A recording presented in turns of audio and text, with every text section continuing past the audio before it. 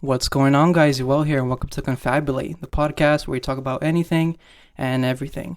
I'm your host, Sanchez. Thank you so much for stopping by. And today, guys, we got Macias here. Thank you, Mario, for stopping by. I really appreciate it.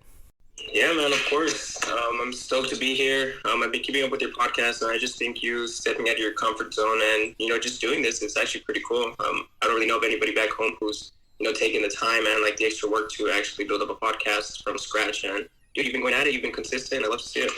Yeah, it's like really hard. Like, I didn't know how hard it was because you have to post every week, and it takes a lot of work, and, you need mics and GarageBand, and on top of, like, having a work schedule and being a student and, like, going to the gym and doing stuff like that. So it's hard, but I'm really happy. I never thought that I would ever like have you on, just because I've never like met you in person, and I feel like this is really unexpected. But I realized that you and we actually had photo together in high school with Yanowski. Oh, there we go. We Yeah, did.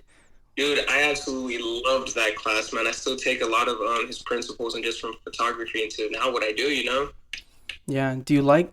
I was gonna ask you if you still like photography because the photos that you post, dude, are freaking amazing. I want to know like who takes your photos. Appreciate it, man. Just me, my girlfriend, man. So a lot of Oh. the principles I took from Yanowski's, I taught it to her, and like I still follow myself. I still have my book that he made us do, Hmm. and every once in a while I'll kind of flip through it. I dove into a little bit of studying myself because I do like photography, but never really got into it too deep. Yeah, but it's cool that you still kind of learned from it and you took it with you. Me too. Like I got my own camera. I love going on hikes and taking pictures of nature and doing photo shoots and stuff. I think it's really really cool. The first thing I wanted to ask you about was kind of like how you became a fitness coach, because most people, once they graduate from high school, it's like go the educational route and become something, and not a lot of people go into the route that you did. So I'm really excited to know about how you got to where you are. Yeah, man. So I've always loved fitness, and it all started when I was in middle school. Well, I mean, even before middle school, but like it really kind of started clicking for me in middle school when I would stay for after school. My mom wasn't able to pick me up right away, so I just kind of started staying. And they had like this weight room. I don't know if you remember it, back at the middle school in Gambetta, but Mm-hmm.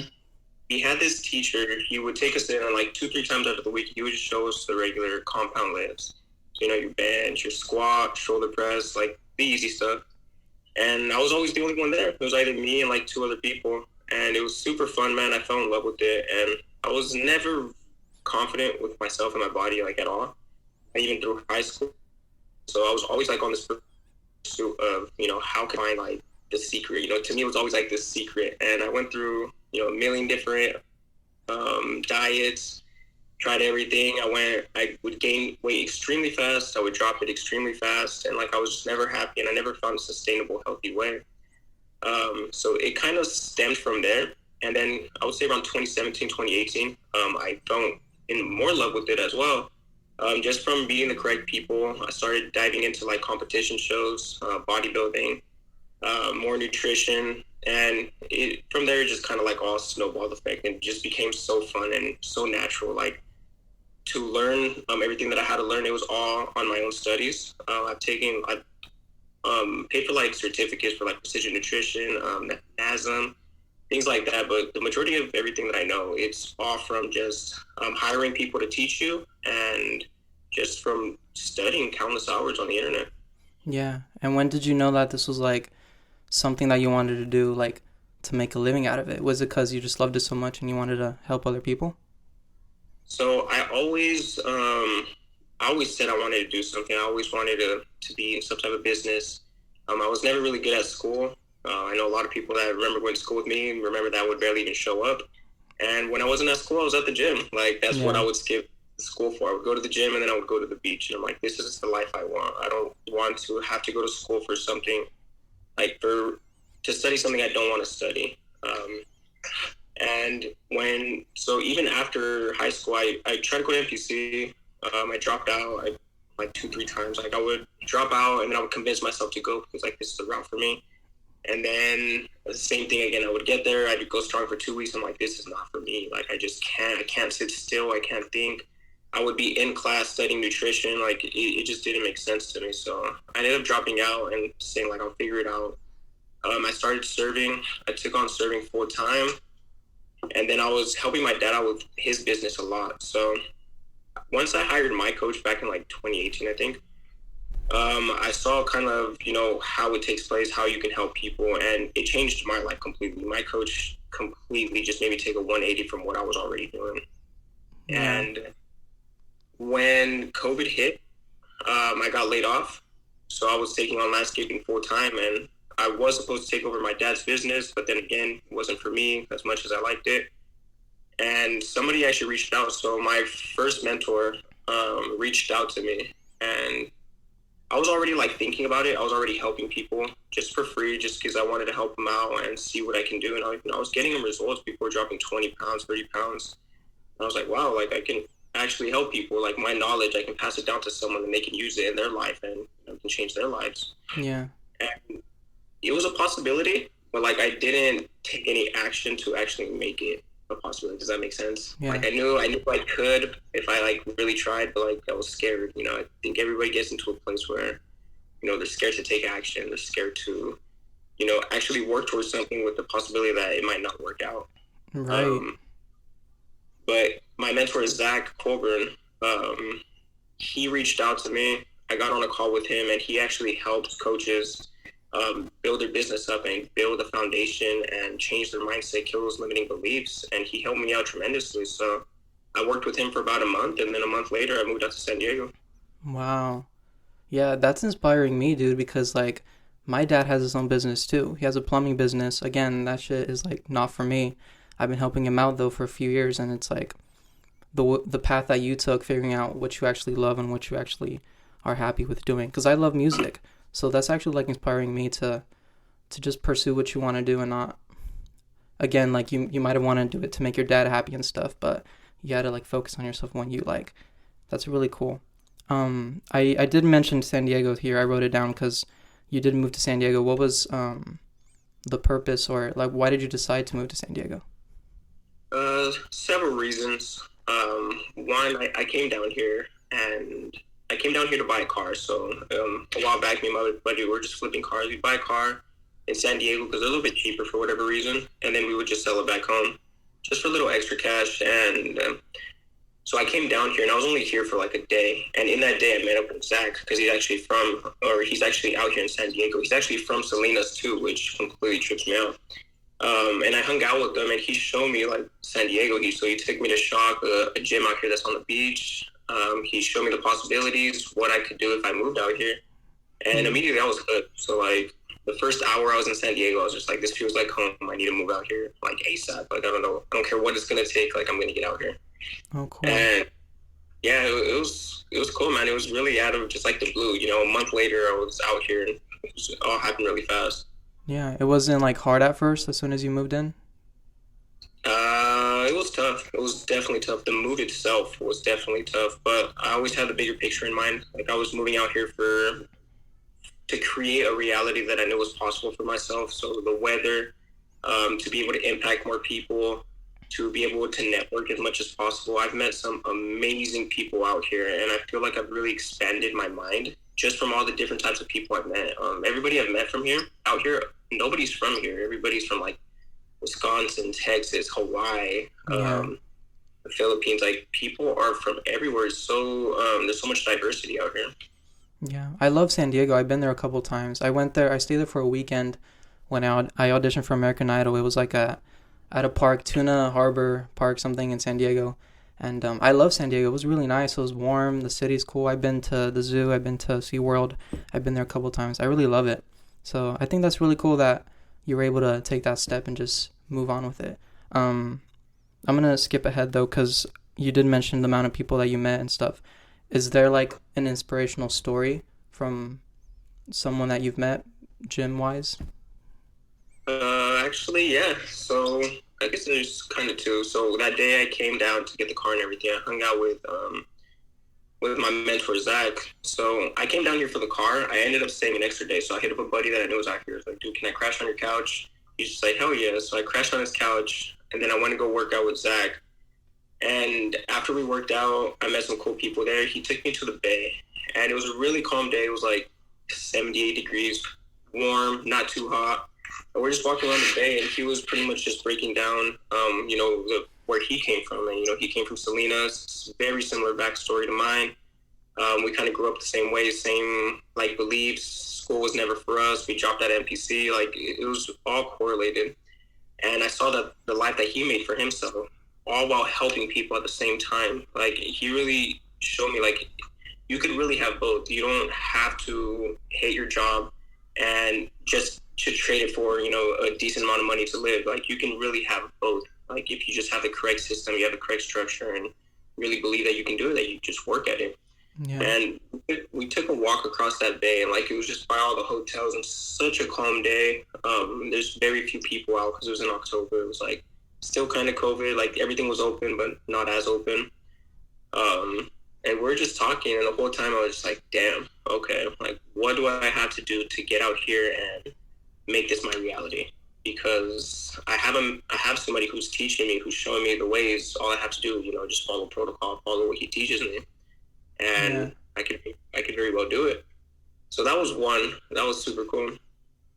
And then I guess the second one was my fitness coach. So I ran into him at the gym, and I didn't even.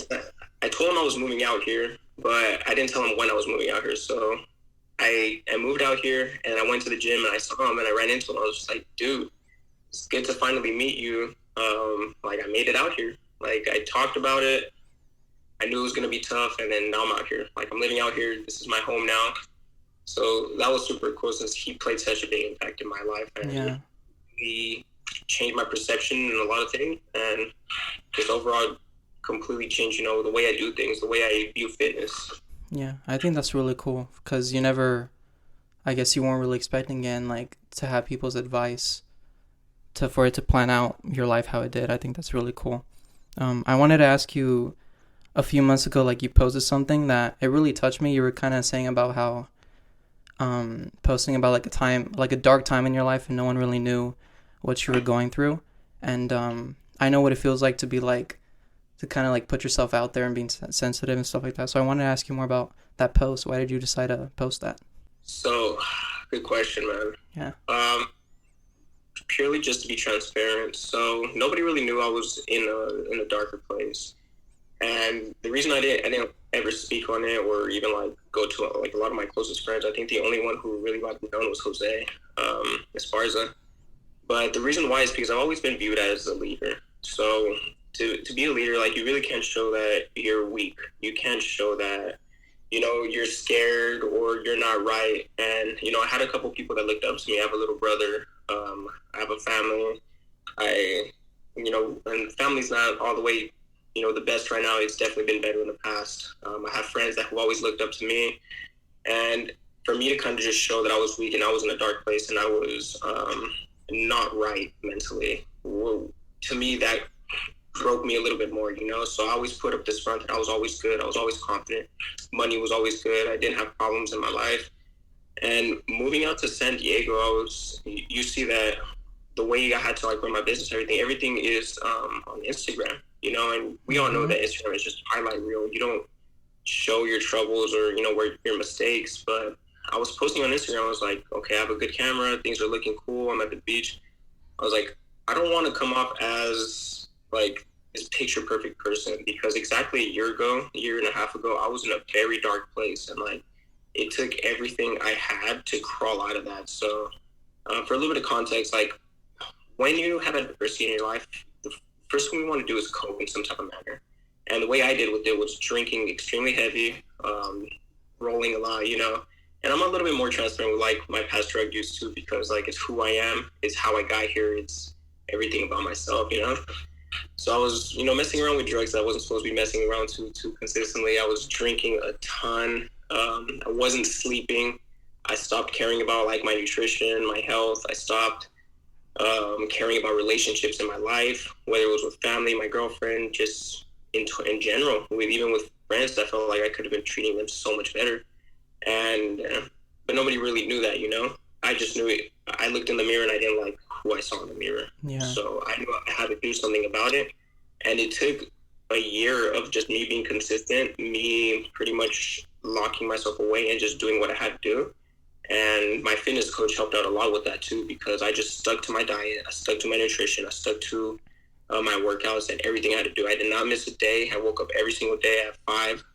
During all COVID, I was waking up at 4 in the morning, driving to Aptos, working 12 hours a day, driving back, going for a run, coming home, working out, going to sleep, waking up in the morning, repeating it, and like meal prepping. So like Yeah.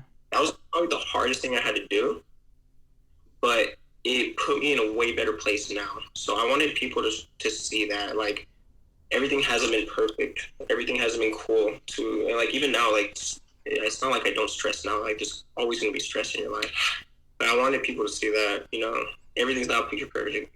Picture perfect. Instagram is definitely a highlight reel. People are always gonna post their wins, never the losses. And I don't know. I thought it would just be like I'm pretty sure somebody can connect with it. I'm pretty sure somebody out there is feeling the way I was feeling. So just like, let me just post it and then not look at my phone because one, that was hard as hell to post. I posted it, I threw my phone and I just walked away. I was like, I am not going to look at this for the rest of the night. I was like, I don't know what people are going to think. I shouldn't care. But like, I had a lot of emotions rushing through when I posted it. But yeah, it was just purely to be transparent and so that other people can really see like, everything's not perfect. We all go through struggles. We all have stresses. We all have adversity. But although not everything might not be our fault that happens to us in our life, we are responsible for how we respond to it. So, yeah. Yeah, definitely. Like I saw your post and I was really moved by it because I'm like, wow, this takes a lot of courage to be able to post something like that. Because I know what that feeling is like. Like I recorded myself in front of a camera singing for 3 years, singing sad shit. Like I came out in front of the world. Like I posted a picture last summer of me shirtless because, dude, like I've always hated my freaking body. Always. I don't care if I was skinny or chubby or fat or whatever. Like in high school, I remember I took my physical to join track and they told me I was underweight. I was like 127 and I was like 18. And I was like, really? Like, I think I'm fat. Like, for real. Like, I think I'm, like, I call myself fat every day. So it was like, I posted a picture last year of me shirtless, just saying kind of like, you know what? Like, I've struggled with this for a long time and it's like, I'm not happy with it, but I'm just gonna like accept it. I tell myself every day, like, you're enough and I accept you. So I also posted that and I posted it through my phone. I'm just like, fuck that. Same thing with the coming out video. I posted it. I'm like, I will look at this next week because it's too much for me. Like the anxiety is way too much. And so yeah, I really admired that post. I think it was really great and courageous. Yeah. Appreciate it, man. It took a lot, and I feel you. I remember when you posted that post as well, and it just comes with the body dysmorphia that kind of that everybody, literally almost everybody has. Just nobody wants to speak on it. You can go out, walk to the middle of the street, ask anybody, "Hey, would you be happier if you were just like if you were a little bit more fit and content with your body?" Everybody's gonna say, "Yeah." There's always gonna be a little bit more, but you have to tell yourself that you are enough and be happy with where you are, and remind yourself that you're a work in progress. There's always going to be more work to do. So it starts really with like loving yourself first. And then from there, once you accept that, you can start moving in the direction that you want to. Wow. Yeah, I think that's really cool. And I've started going to the gym too. Like I've always had like a love-hate relationship with the gym. It's like I'll go, but then I don't, and then I don't like it. But I've been going to the gym. This is like week 5. I've gone Monday through Saturday, and I think just pushing yourself there. I struggled with it because I would do it by myself, and it's like if I wake up in the morning and I say I want to sleep in, I'll just sleep in. But to know that I'm doing it with someone else, that's kind of like relying on me. We're kind of like we're partners, so it's like you go, I go, you do this, I do this. So that's the only reason why I keep at it for so long. So I've actually started to love the gym because the days that I don't go, which are Sundays, I'm just like, dang, I miss the gym. Like I really want to go, and I never thought that I would feel that way about the gym. It's weird. Yeah. Yeah, I always tell my clients too. It's like you have to adopt a whole new paradigm for it. Like your perception of fitness has to completely change. If you constantly view fitness as a chore, as like, oh, I'm on a diet, and like roll your eyes, of course you're not gonna like it. Nobody likes to do chores. Like to this day, I hate doing laundry. Mm-hmm. But if you tell yourself, okay, like, oh, I'm doing this so I'm healthy. I'm doing this so I feel better, because you feel better when you work out. Like there's no argument for that. You eat healthy because you want to feel better. You want to live a longer, healthier life. Like you're gonna fall in love with the gym, little by little. If you just keep telling yourself that you're doing this for a bigger reason than just for vanity. Like, oh, I just want to look good. Because to me, that's not a big enough reason. There has to be a bigger why, and a stronger reason to why you wake up in the morning and go to the gym, consistently. Yeah, like it's like to feel good. Like I feel good, like I feel healthy, I feel good, and I feel like deep down that's like the only thing that matters. Of course, we have like our goals, but if we feel good in ourselves, I think it's really cool. So yeah, I wanted to ask you because I know time is always a big issue. You've talked about it before in a post where a lot of people say I can't do the gym because I don't have enough time. So what would you say to those people who just say like, oh, I can't do it because I just don't have time?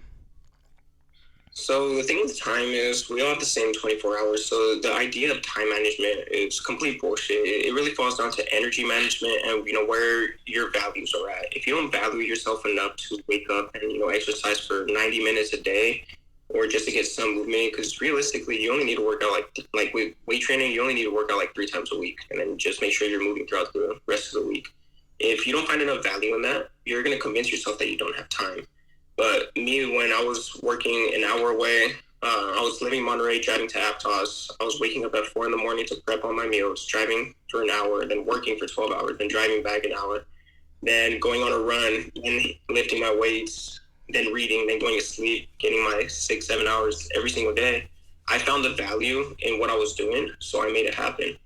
Same thing when I had 2 jobs. I had an 2-hour gap from job 1 to job 2, and I would sprint to the gym.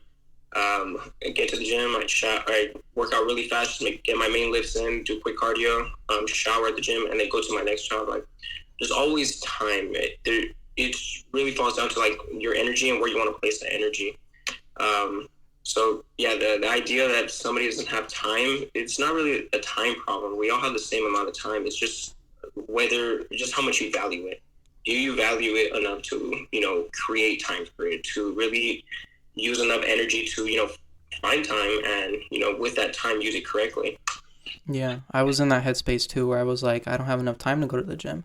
But it's what you mentioned, like if it's how much you value it too, because like I thought I had like a busy schedule already, but once I made time for the gym, like I go to the gym from 7 to 8:40, get home to do school, go to work, do homework, and then that's it. So I was able to prove myself wrong that I do have time for it.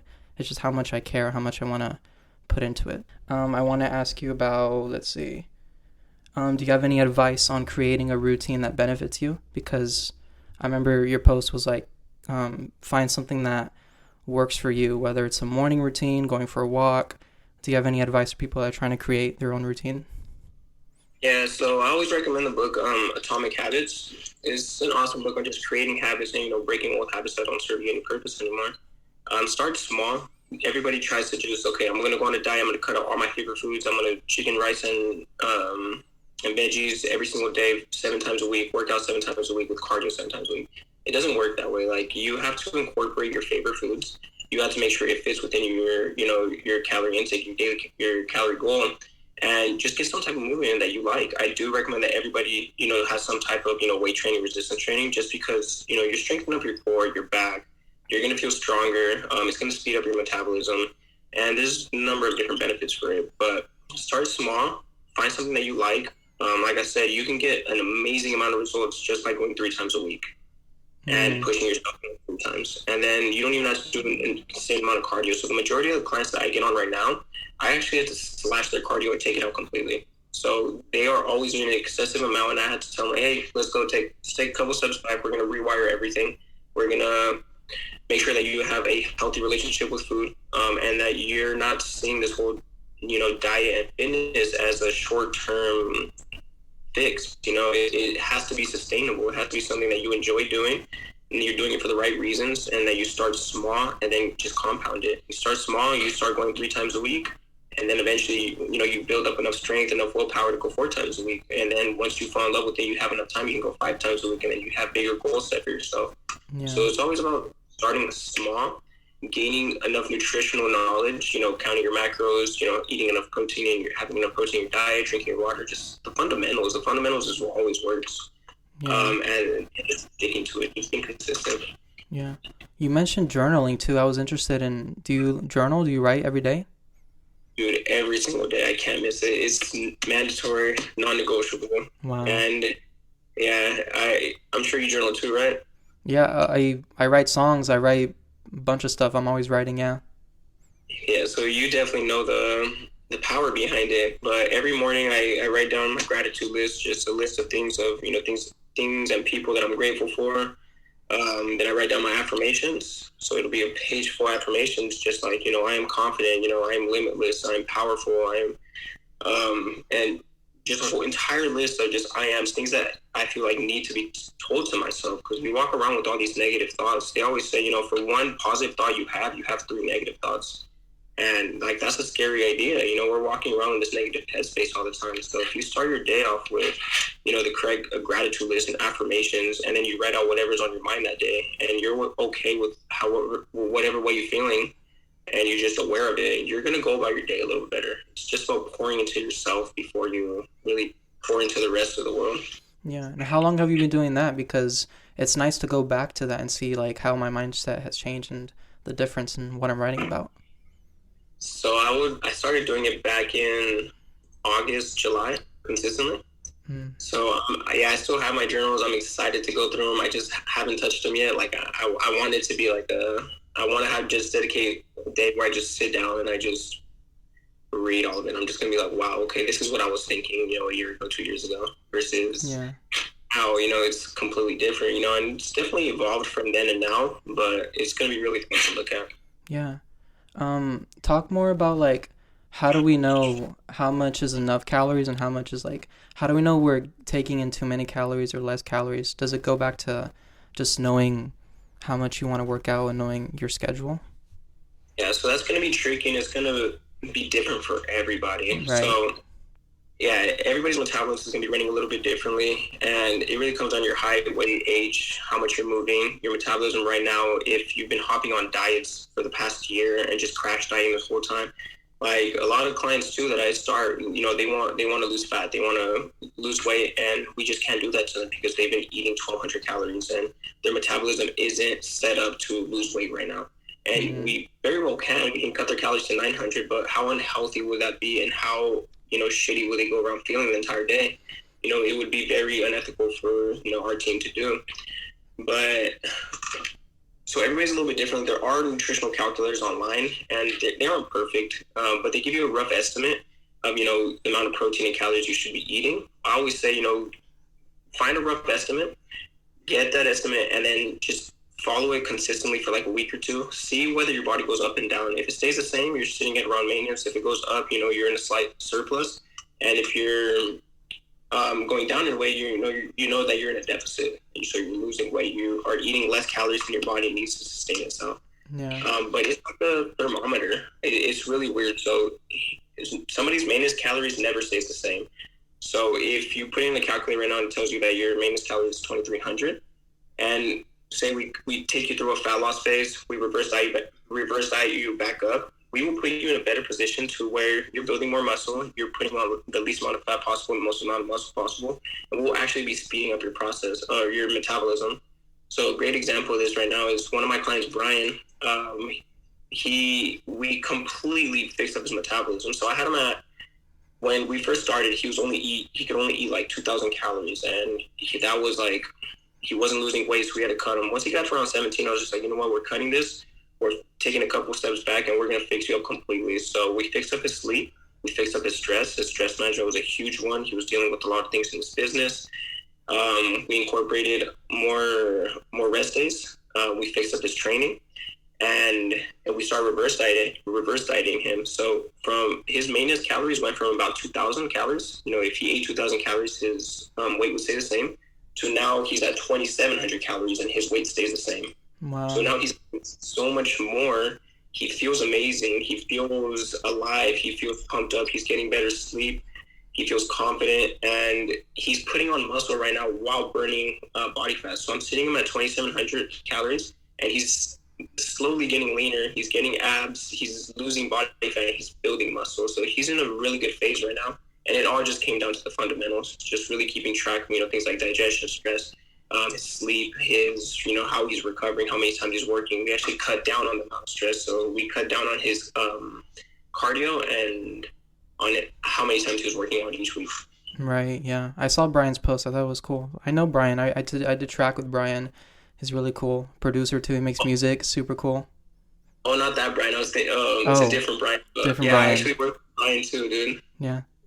You did mention sleep, and I want to kind of talk more about that. How sleep is also very important when it comes to the whole diet and working out stuff. Because I've seen the difference of sleeping 8 hours to sleeping 5 or 6 hours. Yeah, so sleep. If your sleep is not in check, you can't expect everything else to run as properly. Our bodies are meant to run sprints, not marathons. So a lot of people think they can run on 5 6 hours of sleep, but they don't really understand how much they're tanking the testosterone levels, how much they're if they're in a fat loss phase, they don't understand that they're actually burning a lot more muscle than they are fat. So the scale will be moving, it'll be going down, but Mm-hmm. they're not aware that they're losing a lot of muscle in that process because they're only getting 5 hours of sleep.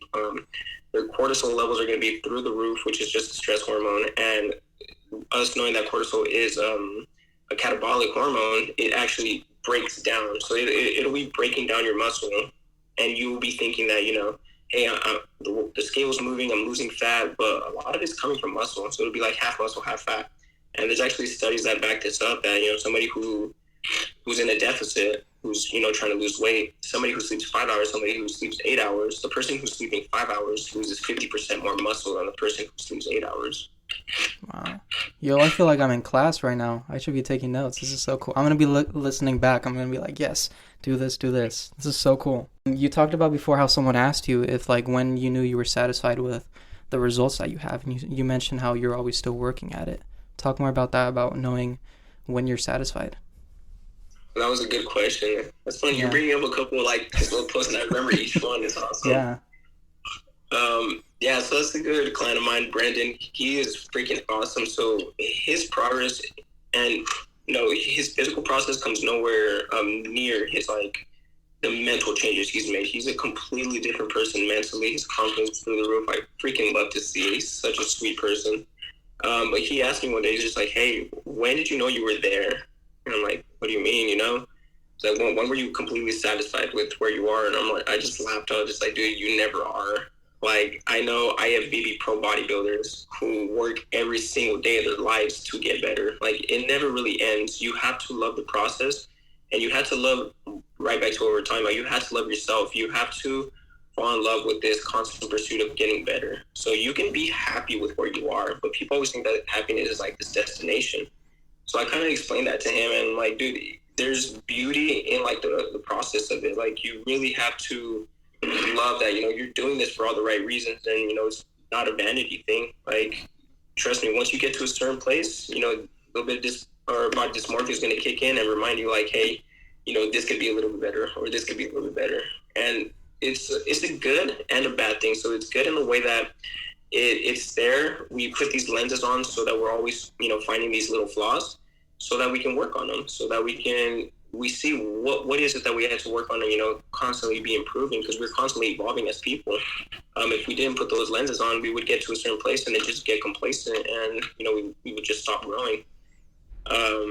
So it's good in that manner, but it's bad in the manner that a lot of people will get too caught up in it, and they'll take it a little bit too far. And unfortunately, that's where a lot of like eating disorders come from.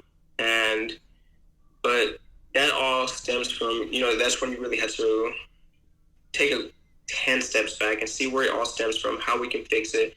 And our team actually just signed with one of my good friends is her business coaching right now. And so now we have a team of psychologists, of registered dietitians, and my assistant coach Nat right now is on track to be a registered dietitian as well. So now we've pretty much opened up the how do you say, we've pretty much opened up to more people that we can help.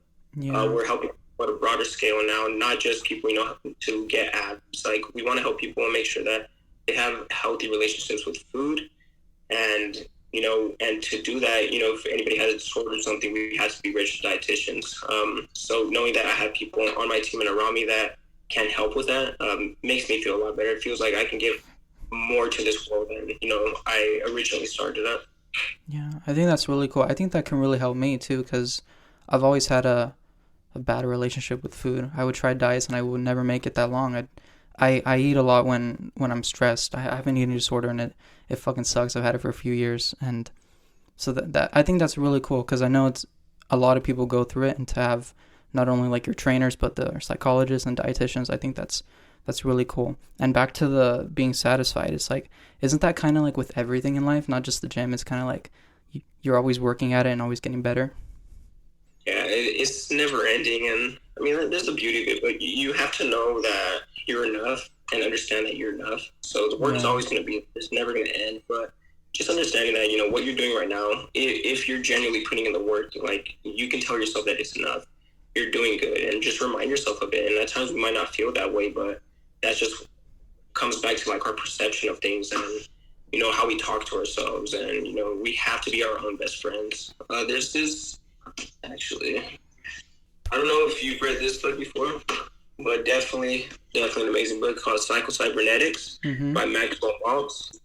Amazing book. I recommend this to all my clients. It was recommended to me by Zach, and such an amazing book just on your self-image and pretty much, you know, how we function as humans. You know, we are goal orientated, and everybody in this life has goals, whether they think so or not. So it's funny the way it puts it is like the druggie on the street has goals the same way an entrepreneur has goals of being like super successful with their business. Mm-hmm. You know, their mind automatically like has these goals, and they set out to do it no matter what. Even the druggie who's on the street who's just looking for more drugs. So when we think about it like that, and we know scientifically that we're built that way, all we have to do is set up the correct goals for ourselves, and you know, just go after it. Yeah, I agree. We went through everything that I wrote down for you. I usually, towards the end of the podcast, I always ask if anyone has any questions for me. Do you have a question for me before we finish up? So, how did you feel when you first started off this podcast? Because I know it's not hard putting yourself out there into the world. And I've always liked showing all my respects to anybody who's able to do so. So that's how I became good friends with Brian. You know, he's a producer, he's a music artist. I was like, yo, this guy's creating. Like, I like creators. I like people who can, you know, step out of that comfort zone and put themselves out there, because we are always going to be kind of looked at a little bit funny, or, you know, hear whispers of people making fun of us or something. Like, we are bold enough to not care, you know? So when did you say, like, all right, fuck it, I'm going to do it? Yeah, dude, I love creators too. I always try to support any type of creator because I know what it feels like to really put out your art and be proud of something, and for either not that many people to care or to people to talk shit about you. So I always support all creators. When it came to the podcast, honestly, it's like, well, the YouTube was the first thing. It was singing, and then I started doing these videos on YouTube where I would just Zoom with a friend, and then I would just upload it on my channel. We'd just talk. And I've always had confidence issues. Speaking in front of a class was the worst thing on this earth. I hated talking, and it was the worst. But one of my strengths has been listening. I love listening to stories. I love listening to people. I'm majoring in psychology, so I could listen to people and I could help them out. And so I already had the mics. I had GarageBand. I know how to use it. And it was hard at first because it's like, I don't know how many people I'm gonna have on, but I know I can do it, and it's just starting off. And I know it was gonna be different just because, like you said earlier, not that many people, at least in this area. I don't really know of anyone that owns their own podcast. So it is a lot of work, but it's very fun, and I've always loved putting myself out there and letting people know what I'm doing because I'm just very involved into the creative aspect of it. Yeah. That's awesome, man. Yeah, it's not easy, but like, you know the work that it takes. So you look at somebody else who's doing it and you admire the work. And the same goes for me. I see Brian and he's making his music. I'm like, dude, that's awesome. You're putting out good music and you're doing it consistently. So it'll be cool when his music really starts to blow up. And, you know, we were there from the beginning, just really supporting his music. And we always saw like his potential from him. And this goes, you know, for every creator out there. Yeah, I agree. Like, I love his music. I think it's hard too to create something original from scratch, and for him to put it out weekly, right? I feel like he posts every week. Yeah, every Tuesday. Wow, that's crazy. Like, I see it, I'm just like, wow, this guy's really working hard. But yeah, he just needs to keep going, and he'll get acknowledged at some point. I think it's really cool. But yeah, it's cool for him. Oh, sorry, I cut you off. Go ahead. He one of his beats, actually, somebody I forgot, I think it's Nike Cortez is the song, but Lyrical Lemonade made a video with it and everything already. Oh, So wow. yeah, his beat already got into the hands of some big time producers and big time music artists. So it's just a matter of time before people really see, what he's about and like his true potential. Because he has so much talent, like, and it's been cool to see him evolve from like the past year or so. He's just gotten incredibly good, and he's constantly working on his craft. Yeah, I agree. Yeah.